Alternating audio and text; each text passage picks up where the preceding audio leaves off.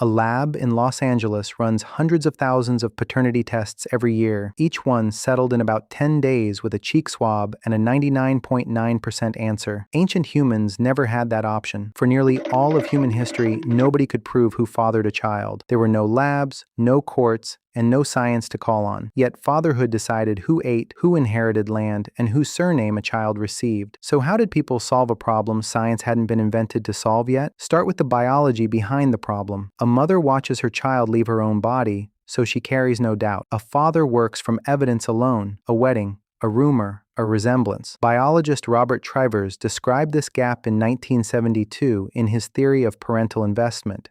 Mothers pay a guaranteed biological cost. Fathers risk years of food, protection, and land on a child who might carry another man's blood. Rome answered the problem with a legal rule instead of a biological one. Roman law held, pater est quem nuptiae demonstrant, the father is whoever the marriage points to. Paternity stopped being a question of genetics and turned into a question of paperwork.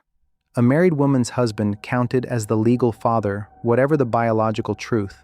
The rule protected inheritance lines even when it couldn't protect certainty. Islamic law tackled the same gap through timing. A widow or divorced woman observed iddah, roughly 3 menstrual cycles, before she could remarry. Scholars in the early centuries of Islam built the waiting period around one goal, keeping paternity clear. A child born after those 3 cycles could not be blamed on the new husband. Then, there's the oldest test of all, the human face. Walk into a maternity ward today and someone will point at a newborn's nose, chin, or ears and announce who it belongs to. That habit isn't new. Grandmothers across Europe, Africa, and Asia have leaned over cradles for centuries, hunting for proof in a set of eyebrows. Facial resemblance became a free, informal paternity test run by everyone in the room. Some cultures rejected the whole premise. Anthropologist Stephen Beckerman studied the Bari people of Venezuela through the 1980s and documented something DNA science now calls partible paternity. The Bari believed a fetus formed from repeated contributions of semen during pregnancy, so more than one man could count as a biological father to the same child.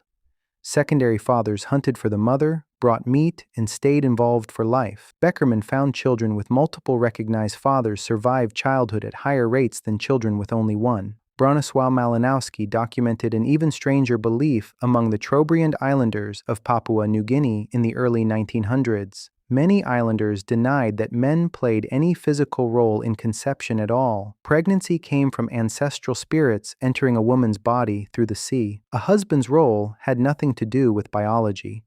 He married the mother and raised the child as his own. Other groups built rituals around the father's body instead. In parts of South America and the Basque region of Spain and France, husbands practiced Couvade, mimicking labor pains, resting in bed after birth, sometimes fasting alongside the mother. The ritual announced ownership of the child to the whole village, whatever the blood truth behind it. Modern genetics finally answered the question nobody could answer for thousands of years. A 2005 review in the Journal of Epidemiology and Community Health, led by researcher Mark Bellis, pooled decades of paternity testing data and estimated a median rate of mistaken paternity around 3.7%, low compared to old fears. High enough to explain why every culture on Earth built rules, rituals, and legal fictions around a question biology alone could never settle. Every new parent still checks a baby's face against the father's, still counts backward on a calendar, still asks the same question Roman lawyers, Islamic scholars, and Venezuelan hunters each tried to answer in their own way. Whose child is this, really?